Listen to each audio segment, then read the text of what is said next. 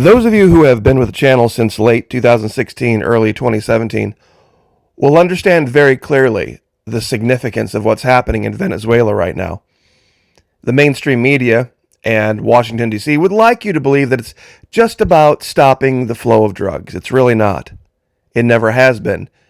Back then, when we were talking about Venezuela on a regular basis, based on my experience down there, I said that the U.S. was making its greatest geopolitical miscalculation in its history. While there were folks all over social media at that time saying that, oh, it's just going to be like what we did in Iraq or with Noriega. We topple all these dictators or Gaddafi. It'll be a month or two, maybe a year, and then we'll go in and take control of the situation and give them a good, healthy dose of capitalistic American freedom. Why hasn't it worked in Venezuela? Why hasn't it? There's an interesting story out now about the Russians, and they have said something that I think a lot of Americans would agree with now. You see, the world in 2025 is very, very different than the world was in 2017 and 2018 when Marco Rubio and random guy named Juan Guaido and the first version of President Trump were trying to do regime change and failing miserably. It's a whole new world now. In a time of deceit, telling the truth is a revolutionary act. And back then I told the truth, and I'm going to continue to tell the truth. But the Russians have said something I think it's going to confuse a lot of Americans who are probably already typing right now if they're watching this video, because they have their mind made up about what they think is going to happen and what they think the goals of this administration are. Earlier today, we put up a brand new video over at the Patreon channel, and it's for all levels over there. Whether you sign up at the McKee Foot Soldier level or all the way up at Brigade Commanders, any one of the 4 levels, you can watch this video. And the video tells the truth. What is that truth? Well, the truth is we have lost command of language. And we're using words in ways that we're not supposed to be using them. For example, what you're seeing here is 8 different kings and queens of different countries in Europe. And for centuries, they displayed multiculturalism and how well it can succeed when you actually have civilized people who actually have a culture. The English, the Scots, the Irish, the Spanish, the French, the Danes, the Dutch, the Germans, the Italians, all came to the New World. And it wasn't wars that immediately broke out. I mean, yes, there were some skirmishes between the Spanish and the French down here in Florida. But for the most part, when they found this new world, they got along. They got along, and even when there were conflicts, civilized men, cultured men, sat down across a table from one another, had a discussion, and fixed the problem, and created the greatest nation the world has ever known. And believe me, there's a group of people out there who would see this just as quote-unquote white culture. It's not just white culture. That shows their lack of education. It shows that they're really not part of the civilized world. And that's why people are out there saying, oh, multiculturalism doesn't work. Multiculturalism doesn't work. No. Having those who are uncivilized and uncultured be introduced into civilized, cultured society, that doesn't work. That's the reality. Don't believe me? Believe the Russians. Now, I know a lot of people wouldn't say that they would want to find themselves falling on the side of or agreeing with the Russians, but this is RT. Remembering Irina. Now, this is RT talking about a Ukrainian woman in an American city who got killed by, well, those who are uncivilized and have no culture. We can only name them over at Patreon. When does murder get ignored? When the victim is of civilized culture and the killer is not. The U.S. mainstream media tends to operate by encouraging a certain prefabricated outrage. Sensationalized narratives are cultivated along predictable tracks. But no less egregious is what the media chooses to ignore. A few events of late have better exposed the ideological underpinnings of the Western media and of the elite whose narratives it plugs than the recent brutal and shocking murder of a young Ukrainian woman on a train in Charlotte, North Carolina. Now, I'm sure those of you who've seen this story know the details of it. Now, we're not going to get into the details, but Donald Trump's even commented on this. But even he has had to tiptoe around the use of language. He described the incident as a horrific act committed by a mentally deranged lunatic? No. Just an uncivilized heathen who has this in common with every other uncivilized heathen that people are attempting to introduce into civilized society. See, this is the great experiment that has failed. The great experiment that has failed. Don't think so? You see these great ships that we've been building, meaning civilized, cultured society since the 1300s and 1400s, going on 600-700 years now? We sailed these all over the world. Sailed these to the New World, where we found nobody even attempting to build ships. Nobody even scrawling down plans thinking that, gosh, maybe if we built our boats a little larger, we could do that. No interest whatsoever.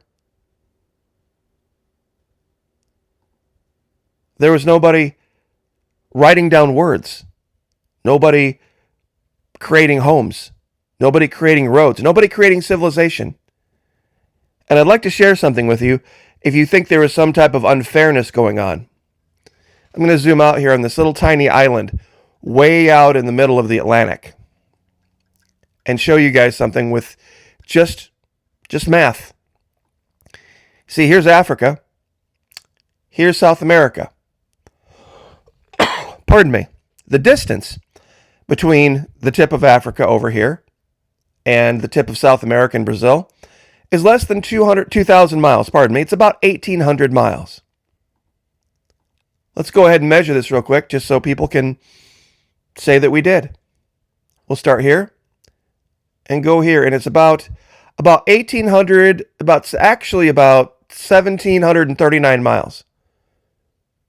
Now, if you think that's a long distance, let me show you something else. See, there are those that said that, well, the Pilgrims really didn't discover America. The Spanish and the Vikings discovered it way back in the 1300s. Okay. Let's look at how far it is from where those Vikings would have had to go to discover the New World. A lot of them were Danes. Some of them were Norwegian. So we have to start over here. I wonder how far that is. Going all the way back to the 1300s. We'll start in Norway. To get to Newfoundland, it's 2,500 miles. So how is it that these people, Europeans, speaking of, Eastern and Western, were able to, 700 years ago, 800 years ago in some cases, build ships large enough to transit 2,500 miles? And the English made it all the way to Virginia, which is 3,700 miles. Florida's 4,400 miles. Venezuela, we know modern day Venezuela to be, is 5,000 miles. And did so with not one or two ships, but they did so with hundreds of ships, and those ships also came back. Answer me the question. Why is there absolutely no history written down anywhere of any South American, at that time, culture, 1,300, 1,400, building any ships that could just hop over this little tiny bit of ocean right here between Africa and South America? See, there's even a little island, that's where we started, out here, in the middle of nowhere, that they could have used as a relay point. But even this was found first by the English, hence the northernmost bay being called English Bay and English Beach. If we're all the same, if all cultures are the same, if all civilizations are the same, why did that not occur? Would have even been favorable winds and currents. These were not up here. Many ships got stranded in what they call the Sargasso Sea, where there's virtually no wind sometimes. So just wanted to cover that real quick, that little blurb factually about history that disproves this idea that we are all the same. When people say multiculturalism doesn't work, they're wrong. If you have culture, if you have civilization, you can work with each other. It's been proven historically. And these are, regardless of what the heathens might say, these are not just all white people. The French, the English, the Spanish, the Italians, the Dutch, the Germans, the Swedes, all had very distinct and different cultures. You can look at art, you can look at music, you can look at construction, and you can say, oh, that's German. Oh, well, that's Scottish, that's Italian. You can see the differences in the cultures and in civilization and how people behaved. We're not seeing that now. And it's taking the Russians to point that out.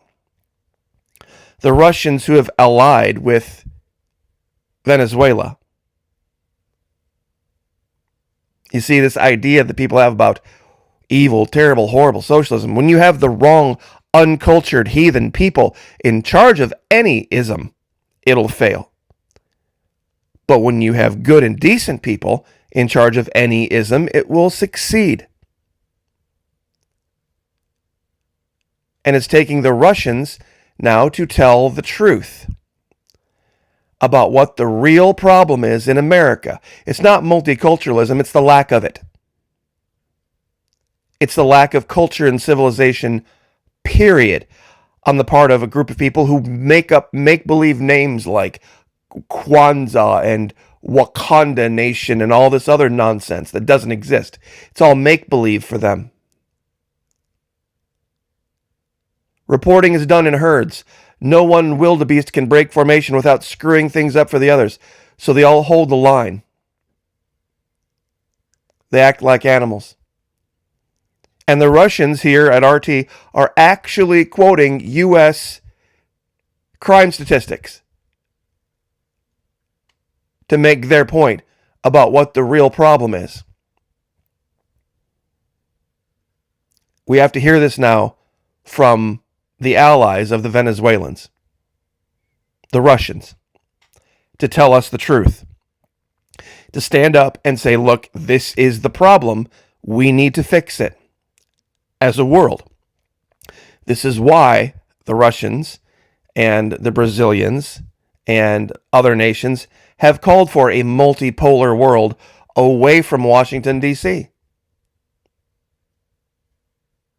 That's why this miscalculation in Venezuela is so critical. Because the Venezuelans, whether you believe it or not, wouldn't tolerate for 5 seconds the garbage we put up here within the land of the free, home of the brave. They would have shipped them out a long time ago. So this isn't about drugs. This isn't about fentanyl. Fentanyl is legal in the United States if you're a member of the big pharma cabal. How many of you knew that? Fentanyl is not an illegal drug. Fentanyl is prescribed every day in America. Hospitals use it, doctors use it.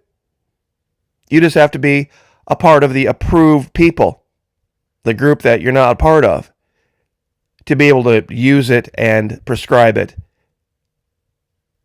This whole concept of, they're stopping the trade and they're killing our kids and all that. The only people that are killing Americans' kids are Americans' kids' parents and the kids themselves. The parents for not raising them to teach them to not ingest things that they buy from people on the street. Let me say that again. American parents who can't be bothered to teach their children to not ingest things that they buy from people on the street they don't know. That's what's killing America. Not the drug dealers. So just blowing up ships in the middle of the Caribbean Sea ain't gonna fix the problem. So I probably already said too much. But if you like the real gloves off breakdown, love to have you. Florida Monkey Patreon channel. It's 4 levels over there for whatever God puts on your heart. Love to have you. We tie it all into the psychological operations, tactics, and techniques that are taught by the military, and why people are deceived, and why people are now confused. Well, gosh, was Russia our enemy? Well, no, well, wait, they're saying things we agree with, though, but yeah, they're on the side of Maduro, though, but we know we're supposed to hate him, and how are we supposed to... See the problem? Notice there's no U.S. warships off the coast of Peru or Ecuador or Colombia, where most of the drugs come from. Notice all of those, what do they call them? FONAP exercises, FONAP, freedom of navigation exercises that are done over in China, between Taiwan and China. Notice none of them interdict any ships that are carrying any illegal drugs. Notice that never happens. Isn't that interesting? If you'd like to get more read in, join us, Florida Monkey Patreon channel. God bless. Pray for each other. Pray for me. I'll pray for you. Lift each other up. Like, share, subscribe. See you guys next time.